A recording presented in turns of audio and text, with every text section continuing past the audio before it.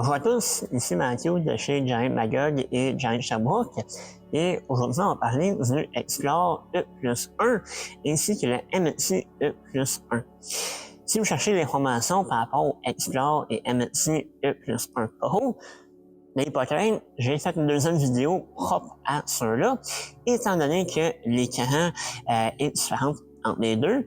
Mais vous allez voir, il y a quand même beaucoup de similitudes entre les deux vélos, c'est-à-dire même si leur capacité de batterie n'est pas le même, la manière qu'elle s'installe est la même, dans les mêmes pneus, et ainsi de suite. Donc, tout ça pour dire, l'Explore et la Amethyst E+1 se situent un peu dans le milieu de la famille de les Explore et Amethyst offertes par Giant et Liv. Et on va recouvrir les deux en même temps aujourd'hui parce que l'Explore, comme j'ai mentionné, est fait par Giant. Donc, c'est un peu la version unisexe de ces vélos-là. Alors que le MNC, eh bien, c'est fait par Liv, qui est la division pour femmes de Giant. Donc, ils ont des proportions un peu adaptées pour les femmes en termes de la morphologie et ainsi de suite. Mais moteur, batterie, écran, et ainsi de suite, tous les composants sont les mêmes entre les deux vélos.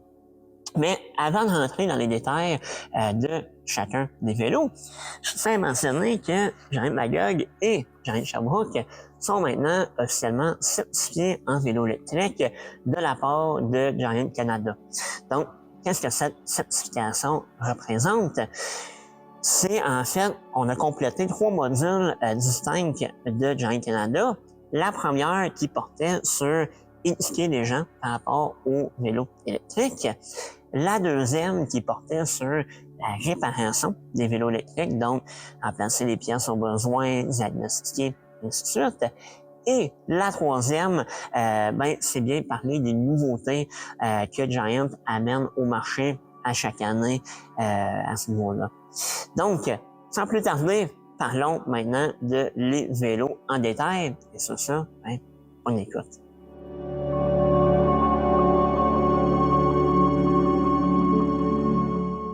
Parlons maintenant de l'écran et de la manette de commande de votre vélo. Dans ce cas-ci, les deux sont intégrés à une même manette. Donc, pour commencer, on va commencer par allumer le vélo en haut ici. Donc, on vient tenir la touche pendant quelques secondes et le vélo, il s'allume. Donc, maintenant, une fois allumé, comme vous pouvez voir, on a de l'information qui s'affiche sur notre écran. Premièrement, quand le vélo il allume, vous voyez que tout est bleu dessus. Ça veut dire que le vélo il est dans son mode automatique. Le mode automatique veut dire que le vélo, il prend en compte plusieurs facteurs pour déterminer l'assistance adéquate à vous donner. Donc, il va prendre en compte la cadence à laquelle vous pédalez, la pente que vous montez, l'effort que vous mettez sur les pédales et votre vitesse pour vous donner plus ou moins d'assistance.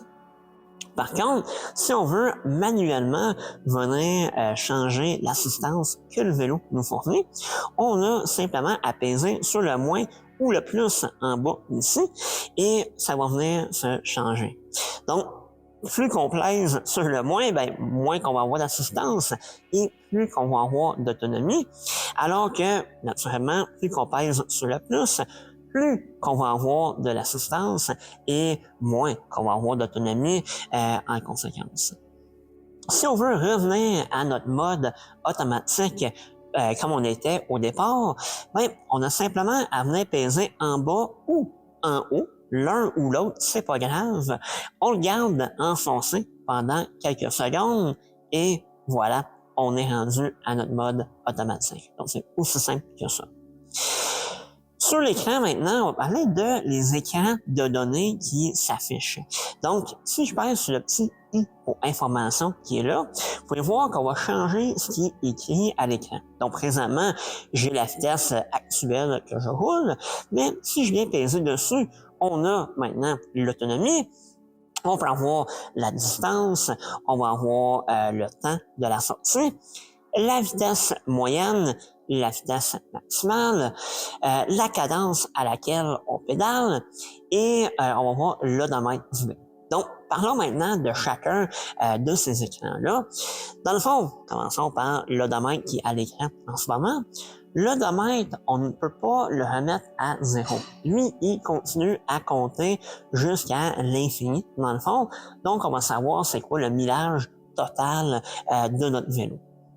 Si on continue maintenant, eh bien, évidemment, la vitesse, c'est la vitesse à laquelle on roule, il n'y a pas grand surprise là.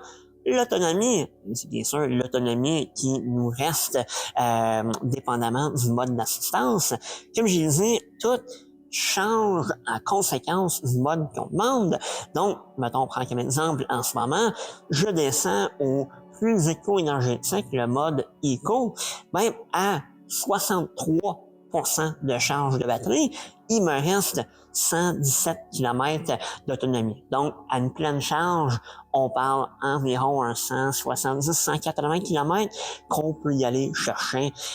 C'est sûr que oui, il y a toujours le facteur, est-ce que c'est une journée venteuse, est-ce que c'est coûteux, et le gabarit du cycliste, mais ça vous donne quand même une bonne idée qu'on peut avoir une très bonne journée de vélo avec l'autonomie de ceux-ci.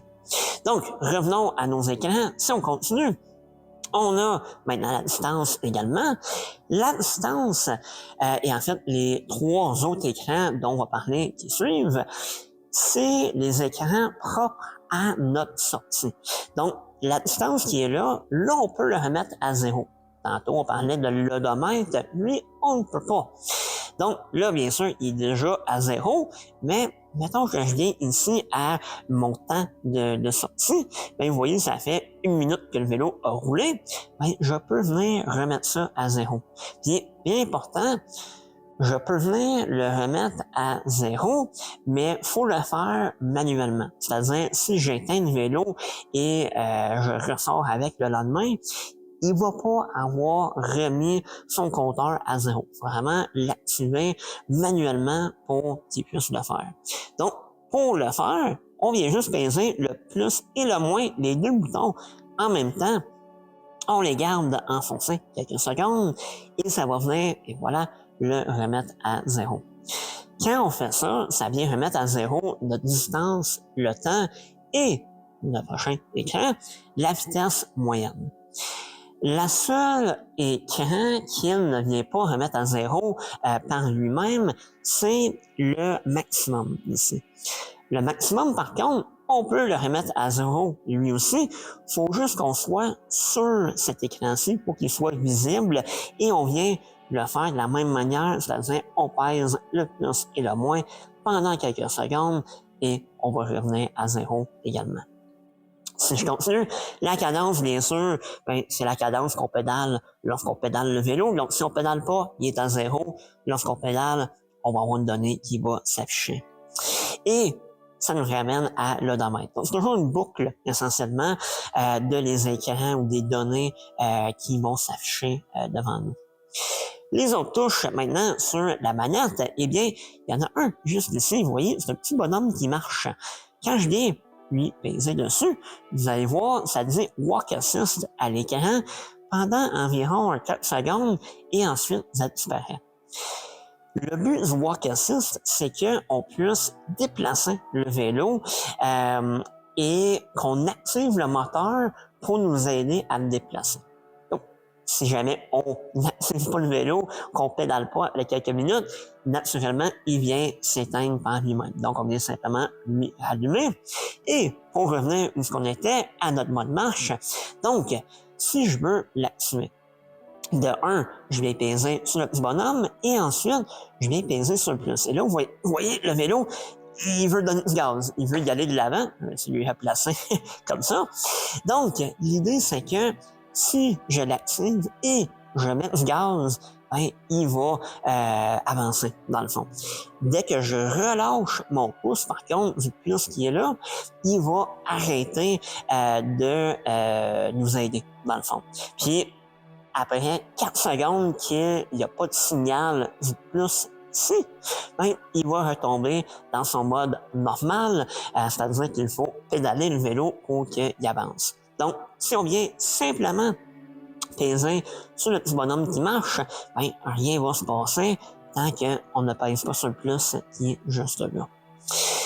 La dernière touche qu'on n'a pas parlé encore, c'est la touche pour les lumières, lui qui est juste en haut ici.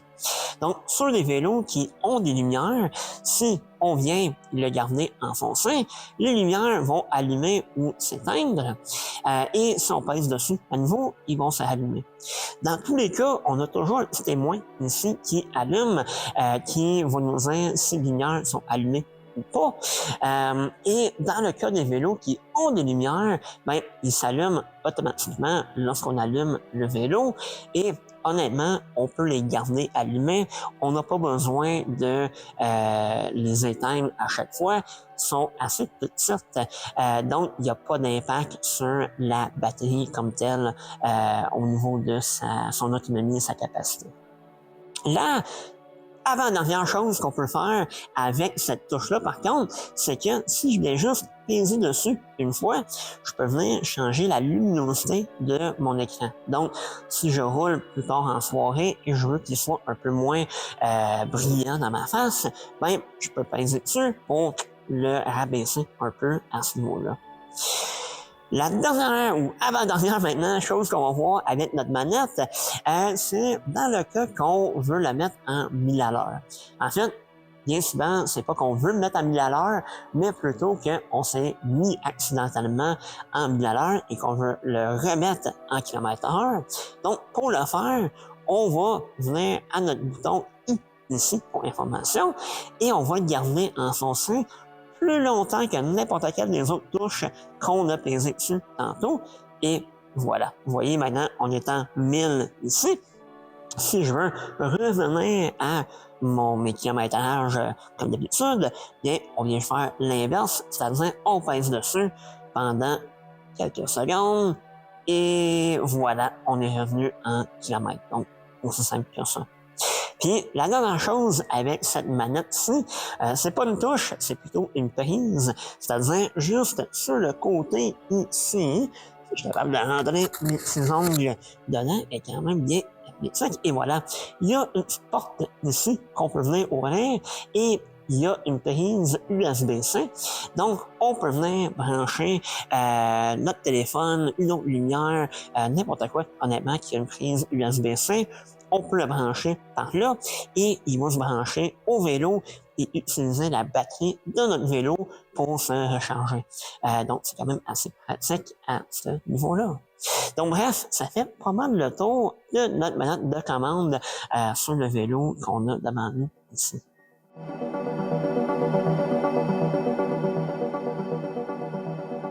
Commençons par parler de votre batterie lorsqu'elle est sur votre vélo. Tout d'abord, la batterie peut être branchée alors qu'il est déjà sur le vélo. On vient juste tasser le petit couvert qui est juste ici pour dévoiler la prise où on vient brancher notre chargeur. Donc, le chargeur, je l'ai juste ici, dans les mains. Vous voyez, il y a une petite lumière rouge qui est allumée ici. C'est parce que mon chargeur il est connecté à ma prise de courant en ce moment. Et pour venir brancher le chargeur, c'est bien simple. On a le petit embout juste ici. Et on va venir juste le rentrer dans la prise au fond, comme ça. Et vous allez voir, notre chargeur ici est encore rouge. Mais voilà, il commence à clignoter vert lorsqu'il commence à charger la batterie. Donc, ça, c'est dans le cas qu'on veut le charger à 100% normalement. Là, vous voyez, il vient d'arrêter. Oh, il est passé. Si jamais il arrête, c'est parce qu'il est à 100% déjà en termes de charge. Mais mettons pendant l'hiver. Ce qu'on peut faire pendant l'hiver, c'est de brancher la batterie jusqu'à 60% et qu'il arrête de charger rendu là. Donc, afin de ne pas avoir besoin de toujours y aller vérifier est-ce que notre batterie est chargée à 60, ben, on va venir activer notre mode 60%. Donc, si je débranche le chargeur du vélo, on va attendre quelques instants que la charge s'écoule dedans, et vous allez voir, il revient rouge comme ça.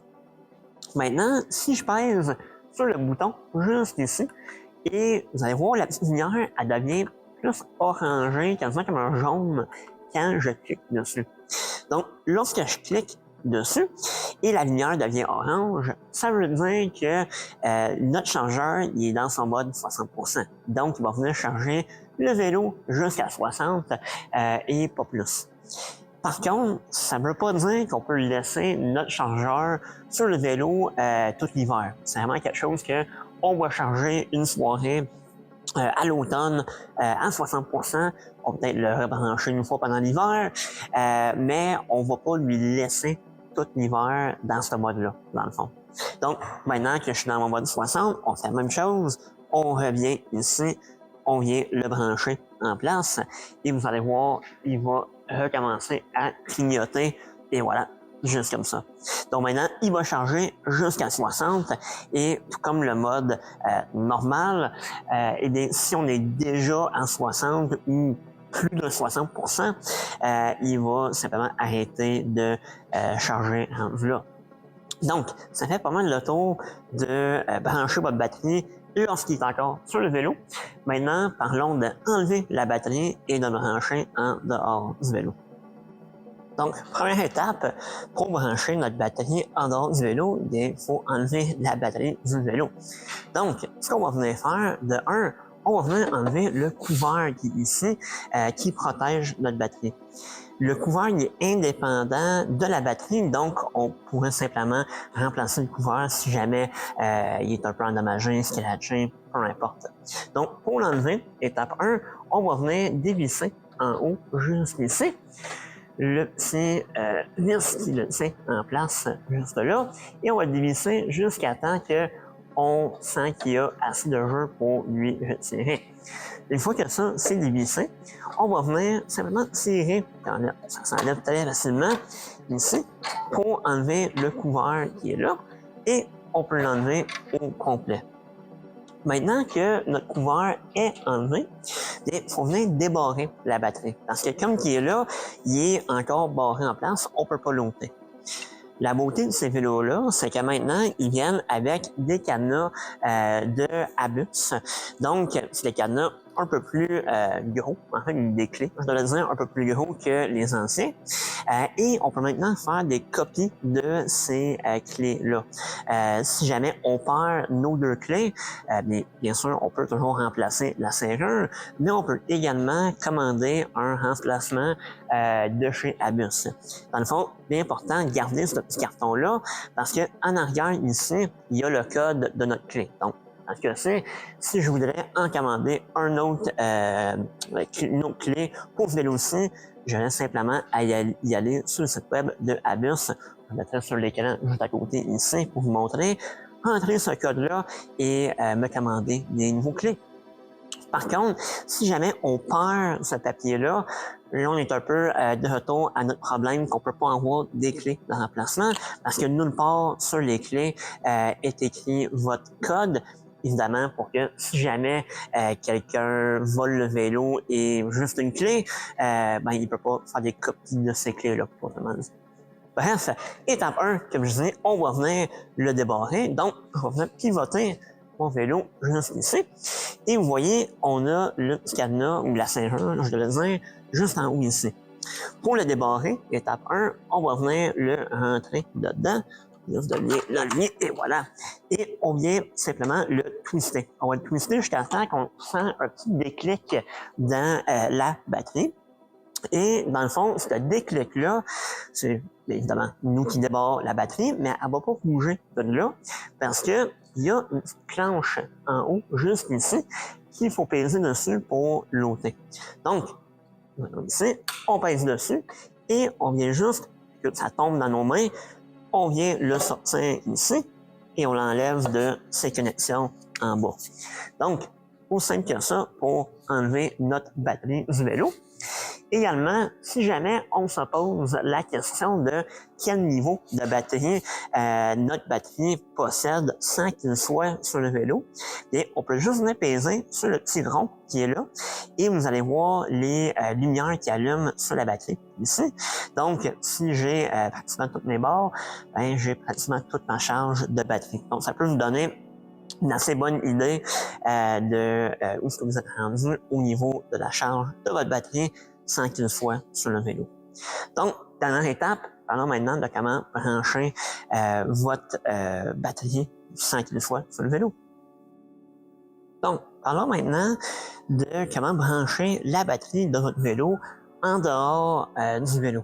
Donc, comme vous pouvez voir, j'ai ma batterie juste ici, mais clairement, là, j'ai un embout rond que je vais mettre sur le vélo directement, et là, c'est un rectangle, donc ça marche pas. Donc, qu'est-ce que j'ai besoin de faire? Bien, avec votre vélo, vous allez avoir un petit adapteur comme celui-ci. Si je viens l'ouvrir juste comme ça, dans le fond, cet adapteur-ci permet de changer d'un embout rond à un embout rectangulaire ici. Donc, pour le faire, bien, c'est bien simple. On vient connecter l'embout ici et ensuite, on va venir brancher notre chargeur dans la batterie, juste comme ça. On vient rentrer dedans, aussi simple que ça. Par contre, il y a un point qui est très important, c'est que vous remarquerez que sur l'embout que j'ai ici, il y a une languette d'un côté et il n'y a rien de l'autre côté. Et sur la batterie, il y a une fente ici et il n'y a pas de fente de l'autre bord. Pourquoi c'est important? Bien, étant donné que c'est juste des pins ici sur notre chargeur, en théorie, rien ne nous empêche de le mettre en l'envers comme ça. Par contre, qu'est-ce qui arrive quand on inverse le courant? Bien, ça peut constituer et la batterie et le chargeur et ça nous a une nouvelle batterie rendue là. Donc, idéalement, c'est de brancher votre batterie ici en premier et ensuite de brancher le chargeur dans le mur. Donc, faites pas comme moi j'ai fait, allez-y avec la batterie en premier et ensuite le chargeur. Sinon, juste à faire attention, quand vous allez rentrer, si jamais il commence à avoir un peu de résistance, arrêtez tout de suite, inversez votre chargeur. Quand vous êtes du bon côté, ça devrait rentrer très facilement. Deux doigts, on est capable de le pousser en place. Et, comme vous pouvez voir en dessous ici, le chargeur va commencer à clignoter pour dire qu'on commence à le charger.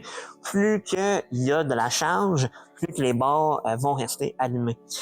Et bien sûr, ben, notre mode 60% et ainsi de suite fonctionne de la même manière qu'on soit sur le vélo ou en dehors du vélo. Donc, c'est vraiment aussi simple que ça pour brancher votre batterie en dehors de votre vélo. Donc, la dernière étape qu'on va voir maintenant, c'est bien sûr comment remettre votre batterie sur votre vélo. Donc, c'est pas bien compliqué, c'est juste les étapes qu'on a faites tantôt, mais à l'inverse. C'est-à-dire, en premier, on va venir poser la batterie ici. On va toujours embarquer en bas en premier. On va sentir qu'il rentre à sa place, et voilà. Et ensuite, on a juste à le pousser vers le haut. Il va automatiquement se rebarrer en place, donc on n'a pas besoin de barrer la serrure à nouveau. Ensuite, on va reprendre le couvert qu'on avait tantôt, et même principe, on va venir l'enligner en premier ici, en bas. On va s'assurer que tout se clippe comme il faut en place, et on va venir le revisser simplement ici. On visse. Pas besoin de mettre une tension de fou parce que c'est purement, pour le tenir en place, c'est purement esthétique. Donc, on arrive à la fin, c'est correct comme ça. Et voilà, notre batterie y est rangée à sa place et on est prêt à partir à nouveau. Je prends 30 secondes avant de continuer la vidéo, simplement pour vous dire qu'à date, si vous aimez la vidéo et vous avez appris quelque chose, n'hésitez pas d'aller aimer la vidéo sur YouTube ici. Toute la différence pour nous dans l'algorithme YouTube et comme on fait ça gratuitement pour tous, c'est toujours bien apprécié. Sans plus tarder, bonne écoute pour la reste de la vidéo.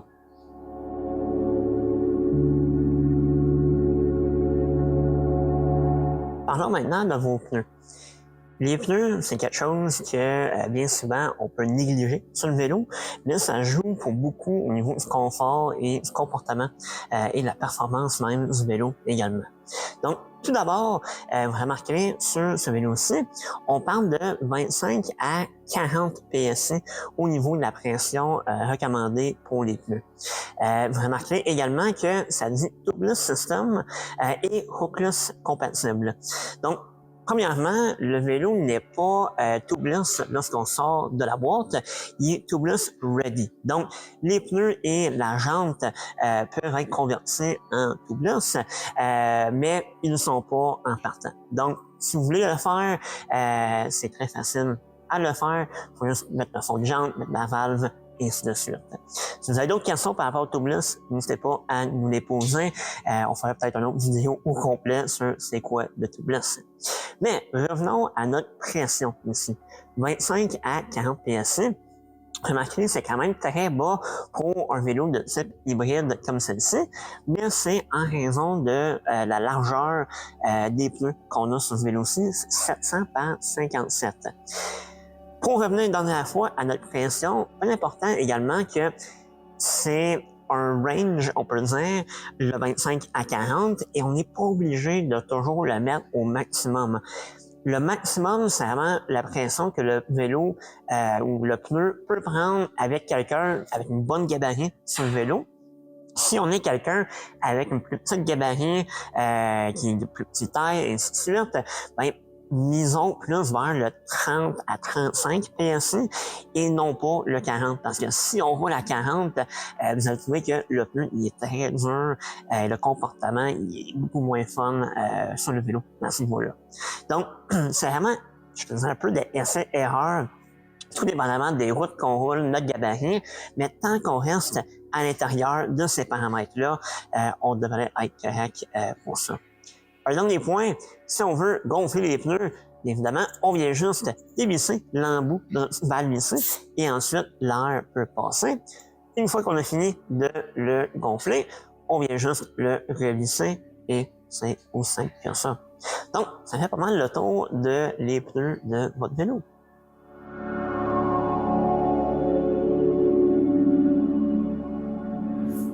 Parlons maintenant de vos freins. Sur l'Explore E+1 et le Amity E+1, vous avez des freins à disque hydrauliques. Ce qui veut dire qu'il y a très peu de choses que vous avez besoin de faire par vous-même à la maison pour entretenir vos freins. Si jamais vous roulez par mauvais temps, par contre, et il y a un peu de saleté et de boue qui peut être sur les disques, on peut juste venir essuyer la surface de freinage, essuyer le disque avec un peu d'alcool à friction sur une guenille qui est propre pour enlever la saleté et enlever le bruit lors du freinage. Maintenant, si on veut transporter notre vélo, par contre, faut souvent enlever la roue pour le coucher dans l'auto. Ce qu'on veut éviter lorsqu'on enlève la roue, c'est que nos plaquettes de frein viennent coller ensemble à cause que le disque n'est pas en place. Donc, pour empêcher ça, on va mettre un petit spacer entre les plaquettes. Première étape pour enlever vos roues va être de dévisser avec une clé à laine pour enlever l'axe au complet. Donc, on vient rentrer notre clé à laine juste ici et on vient dévisser pour retirer l'axe au grand complet. Donc, on dévisse jusqu'à temps qu'on peut retirer l'axe au complet. Une fois retiré, on peut simplement sortir la roue comme ceci pour le dégager du vélo. Maintenant, par contre, vous allez voir, on a un espace entre nos plaquettes de frein et c'est là qu'on va venir mettre ce petit spacer en plastique. Donc, juste entre les deux ici, on va venir insérer le glissant en place. On va venir essayer de le pousser jusqu'au fond, jusqu'à temps qu'on entend un clic dans le fond qui va dire qu'on est rendu au fond. L'idée, c'est que lorsque le disque n'est pas en place, lorsque la roue n'est pas en place, et on vient accrocher notre levier de frein, eh bien, nos freins vont venir freiner sur le plastique et non pas se coller ensemble. Donc, rendu à la destination, lorsqu'on veut remettre notre roue en place et partir en vélo, on va être capable de le faire. Donc, on vient pousser ici jusqu'au fond, on glisse entre les deux, il faut juste venir vraiment l'accoter au bout. Et vous allez voir, on entend le petit clic au fond, qui est le petit pin qui est juste ici, que le morceau de plastique vient se clipper dedans, dans le fond. Fait qu'une fois qu'il est clippé, il bouge pas de là, il va rester en place tout au long du transport de notre vélo. Une fois rendu à la destination, on vient juste retirer la plaquette qu'on fait ici, retirer le petit morceau de plastique et on va être bon pour remettre la roue en place. Donc, pour le remettre, on fait les mêmes étapes, mais à l'inverse, c'est-à-dire on vient enligner la roue ici, on peut insérer le disque entre les plaquettes de frein, donc vraiment juste aller doucement entre les deux et le monter jusqu'à temps qu'on puisse passer l'axe à nouveau pour venir mettre la roue en place. Donc, une fois bien enligné, on va reprendre notre axe juste ici. on va venir le glisser étape 1 à travers et bien sûr, on va venir le visser à nouveau. Étant donné qu'on l'a dévissé tantôt, maintenant on vient le visser jusqu'à temps qu'on ait une bonne tension dessus pour être certain qu'il ne bouge pas de là. Une fois qu'on est rendu au fond, c'est vraiment pas plus dur que ça. Donc, une fois rendu là, on le bloque et c'est tout. Donc, honnêtement, c'est pas plus compliqué que ça au niveau du freinage. Si on veut être certain en glissant, si vous avez glissé à la maison, on peut toujours utiliser un torque pour mettre la bonne tension, mais sinon, juste à la main, généralement, ça fait très bien le travail. Donc bref, ça fait pas mal le tour pour vos freins.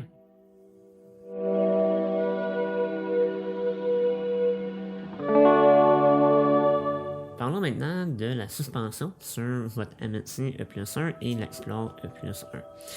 Donc, sur la suspension, on a deux ajustements en haut ici. Premièrement, à gauche de notre suspension, on a l'ajustement du preload. Étant donné que c'est une suspension à ressort, on peut venir ajouter la tension de ce ressort en venant simplement tourner le petit rondelle en haut ici.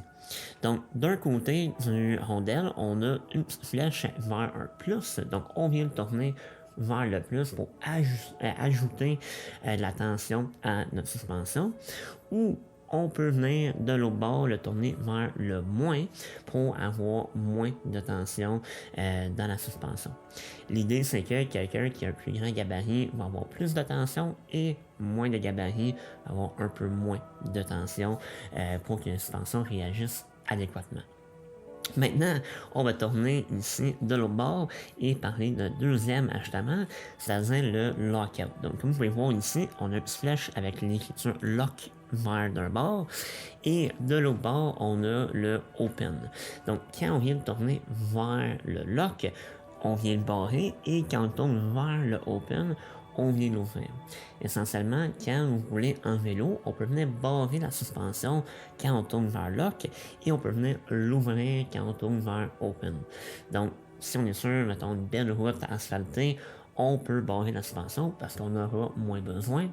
Alors que quand on est sur un chemin de terre qui est plus raboteux, plus rough, on peut venir le tourner vers open pour vraiment avoir toute l'absorption de la suspension, rendre le roulement du vélo plus confortable à ce niveau-là. Donc, c'est aussi simple que ça, les deux ajustements de notre suspension.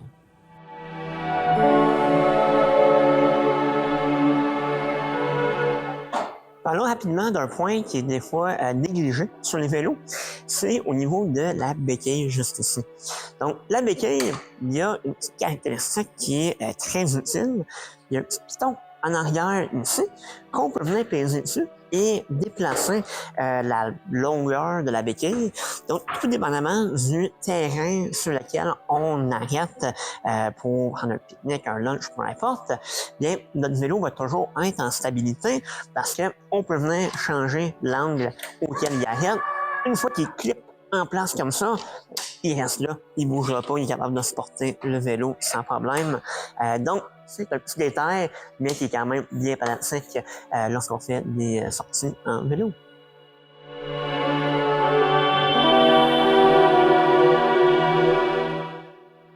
Parlons maintenant de l'entretien de votre vélo électrique. Souvent, on a la question, comme j'ai un vélo électrique, est-ce que ça nécessite plus d'entretien? Ben, pas nécessairement. En fait, c'est sûr qu'un vélo électrique, généralement, les gens vont faire plus de millage qu'un vélo normal, étant donné qu'ils ont l'assistance électrique. Et tout comme un auto, si on fait plus de millage, ben, il faut valider nos plaquettes de frein, changement d'huile, plus souvent qu'un auto qui roule moins régulièrement. Ceci dit, vous pouvez faire beaucoup d'entretien par vous-même à la maison, c'est pas plus compliqué qu'il faut. Étape 1, dans le fond, dans notre entretien, ça va être de nettoyer le vélo avec un savon comme le Bike Cleaner ici de Mokoff.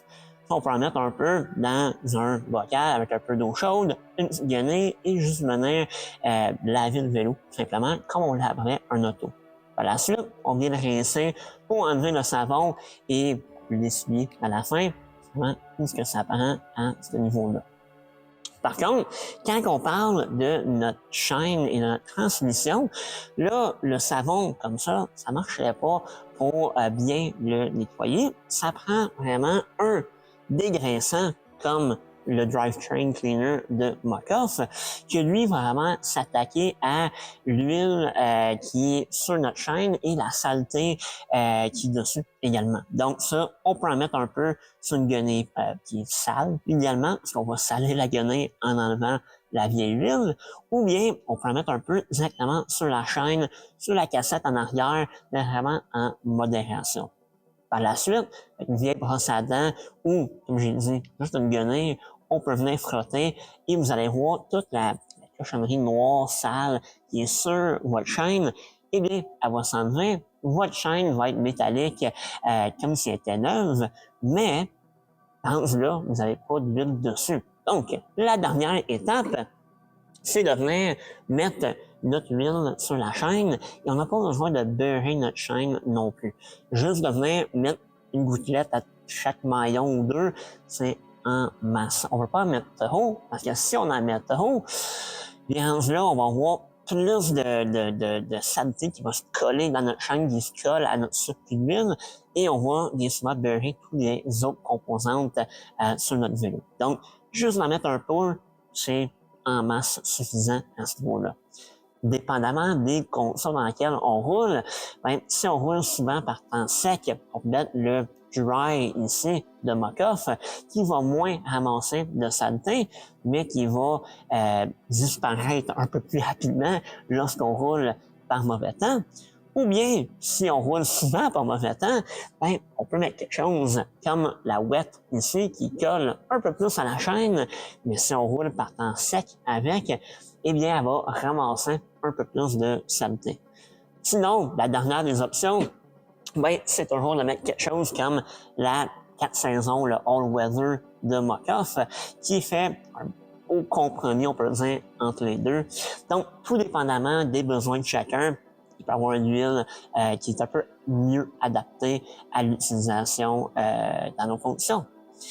Finalement, c'est sûr que un entretien annuel sur le vélo, c'est toujours une bonne idée aussi, parce que dans un entretien annuel, on va venir valider, bon, les plaquettes de frein, est-ce qu'elles sont usées, est-ce que les disques sont encore corrects, est-ce que la chaîne est usée, est-ce qu'on est dû pour le remplacer, parce que souvent, le nerf de la guerre, c'est de faire l'entretien préventif et non pas, ou le moins possible, correctif, parce que si on remplace notre chaîne lorsqu'elle est due et on ne les tient pas trop longtemps, ben, on évite que on endommage la cassette et ainsi de suite. Et au net, ça nous coûte plus cher si on attend trop longtemps.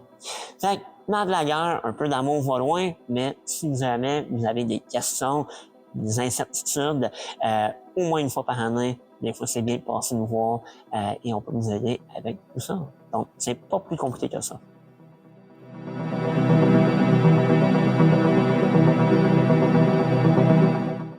C'est ce qui conclut notre vidéo pour aujourd'hui. J'espère que vous l'avez apprécié. Si vous avez d'autres questions par rapport au vélo dont nous avons parlé aujourd'hui, n'hésitez pas de nous contacter, de nous écrire, de nous appeler ou bien passer nous voir en magasin. Ça me fait plaisir de vous répondre avec toutes les réponses. Si vous avez encore des questions par rapport à l'application Ride Control de Giant qui, comme je mentionnais, permet de vraiment personnaliser votre moteur, votre écran, vraiment personnaliser votre vélo à vous, n'hésitez pas d'aller écouter la vidéo que nous avons faite dessus. En fait, il y a même 2 vidéos parce que Giant a sorti un mise à jour important depuis qu'on a fait la première vidéo. Je mettrai les 2 dans les commentaires de cette vidéo-ci. Finalement, si vous avez apprécié la vidéo, n'hésitez pas de le liker, de le partager et commenter dessus, laissez-nous savoir qu'est-ce qu'on peut faire ou qu'est-ce qu'on peut continuer à faire pour vous aider avec vos vélos électriques.